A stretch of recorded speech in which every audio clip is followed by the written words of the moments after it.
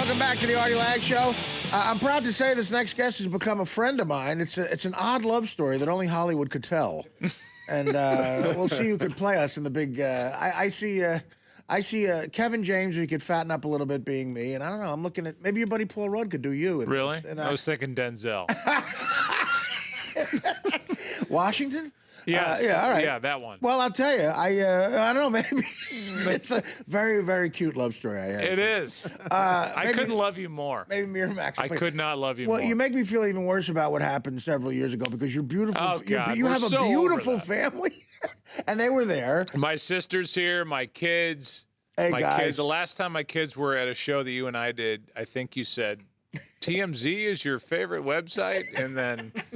Then it got ugly. Yeah, it was a compound complex sentence that had a comma in there that was not really fortuitous. It's the first time they might have heard stuff like that. You know, I replay that much like, you know, Jackie Smith must replay that play in the 77 Poor Super Jackie. Bowl. I do. It really, that is, that guy's a documentary. But I replay that in my life, and I go, I'm not blaming you for this, but you remember backstage you said, give it to me, let me have it. I did. And I chose to look at that night as kind of a roast almost. Yeah, which was fine. And I've come from the roast where you get dirty. It was fine. Here's what, it was fine from that respect. My mistake was how dirty I got. I did not read the situation properly. I don't want to leave John Ritchie out of this thing. But I'd like to. Okay.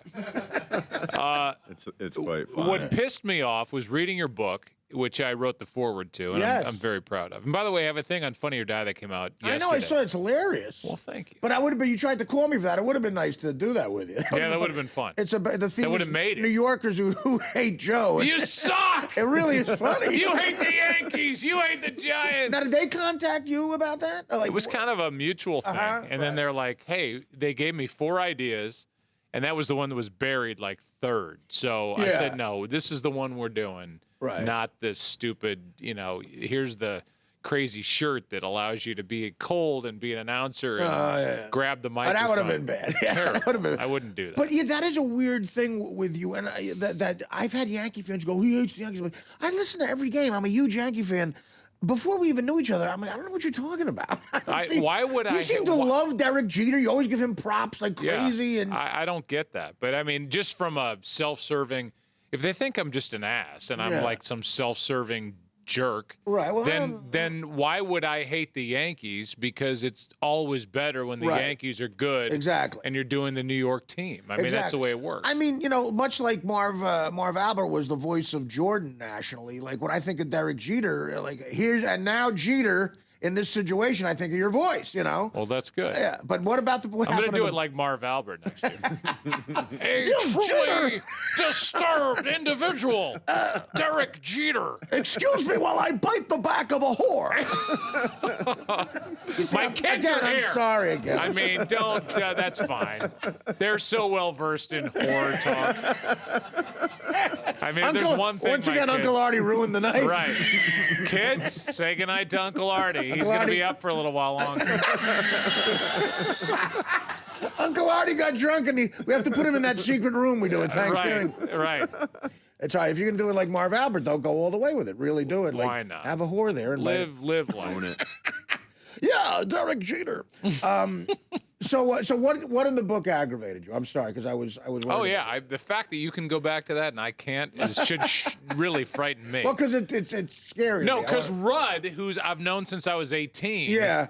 In your book, and I completely believe your version of it. Right. Was like after the first kind of segment. Yeah. It was like, hey, do you realize how legendary that was? He and I'm did. thinking, hey, thanks, Paul. Well, thanks for egging on the guy who's grinding up like whatever your angel dust or whatever you're...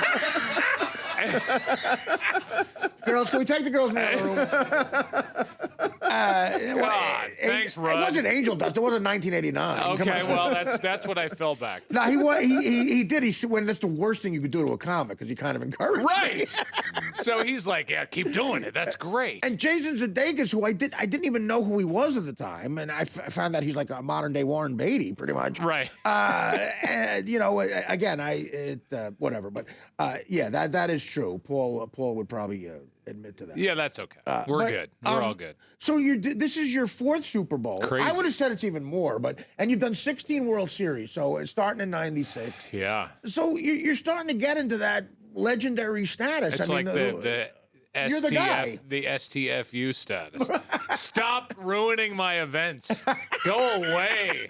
I'm sick of hearing you. No, but kind of you're kind of getting to that where Summerall and John Madden, for me at least, were the voices on the negative end. They were also the voices that meant losing a lot of money to me. Right. But you're the voice a whole generation thinks of when they think of these Super Bowl. But in a new generation, right. In a generation where there's complete access and. Whether it's Twitter or Facebook or all the stuff that's out there, I mean, believe me, if I go to Deadspin or I go wherever, I'm one click away from seeing how awful I am. You're living in an awful era, right? We all are. As entertainers, you just can't get away from it. As entertainers and you broadcasters. don't get that, John. As a player, if I'm a fan of the Eagles or the Stanford Cardinal, if I'm a fan, I'm going to go to John Ritchie's thing. I'm going to go, hey, you're the best. You're a great fullback. You're the best. They just get the love. Yeah. You get the love. When you do what I do and your people are stuck with and you. And me, yeah. Yeah, they're like, you're the Antichrist. And that makes it a lot more pressure because you could, in the old days, you could say, I did a great job. And then you go to your Twitter feed, whatever that means, and it's supposed to be people who like you, following you, and then you get critiqued like crazy. Right. I'm like, I got a suggestion. Yeah. Don't follow me.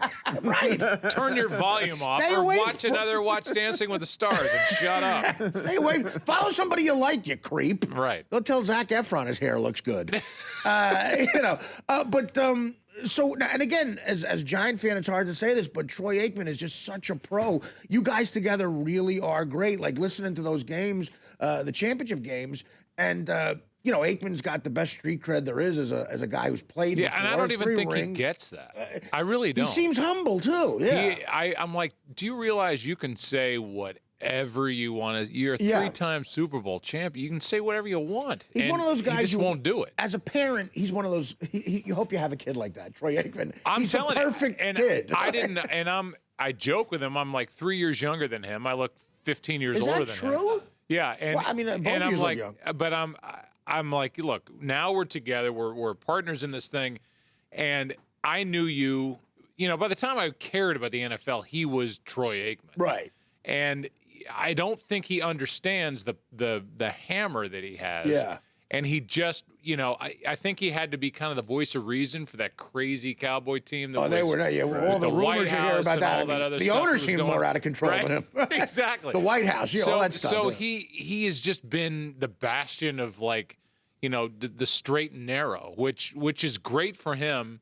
But every once in a while I'll drag him to the kind of fun side. I love when you guys let loose a little bit and get really honest. Like the famous one with you, I think, was the Randy Moss thing or Terrell Owens when he pretended to take down. Oh, yeah. I mean, that was a real reaction on your part. Like that's gross, Right. And it was, quite frankly. I said the word disgusting. And I realized the power of that word because now, again, I mean, I get that on my quote-unquote Twitter feed all the time. I was on the Howard Stern show when that happened, and every time they would cut to me eating food on the E! channel, they would... That's disgusting! That is a disgusting act. Yeah, then we can't even show that. And that or the Hindenburg guy I got. But last week it happened when Kaepernick threw that awful interception. That one, I mean, again, I think Kaepernick's a great young quarterback, but he is inconsistent, makes a lot of mistakes. Yeah. And he threw that one awful interception right to the guy. And Aikman said, coming from Troy Aikman, as good as it gets from the quarterback position, it's powerful. He went, that is just a terrible throw. I know. Everything's terrible. You like hearing that. I swear to you, when he said that, I was like, whoa. You can take it. That's what's great. When you don't say it that much, it means so much when you do. Right. Because certain guys get into this business and they want to say that kind of stuff just to be loud and to be heard and to say, oh, my God, I can't believe he said that. For him, he picks his spots, and when he picks that spot, it has some weight to it. It's like agents for comedy. Agents who tell you you're funny all the time, and you're like, dude, it doesn't mean anything now. You're saying it too much. It does. Tell me when something's really funny. It'll mean something. Right. I know when I suck better than anybody. We got to take a break. Joe Buck will be doing. So this is your fourth Super Bowl Sunday. Kickoff is 6:34. I want to ask you about that. The time of the kickoff here. Maybe we could have moved it up a few hours with this weather. But well, it should be. I want to talk to you about that and other stuff. I can't. Let's cut to the chase on that one. I know. I'm just going to go. I understand. Okay. And you think every show on Fox is great. Joe Buck. Yeah. Joe Buck is here. The Artie Lange Show. Weeknights on Audience. Only on DirecTV.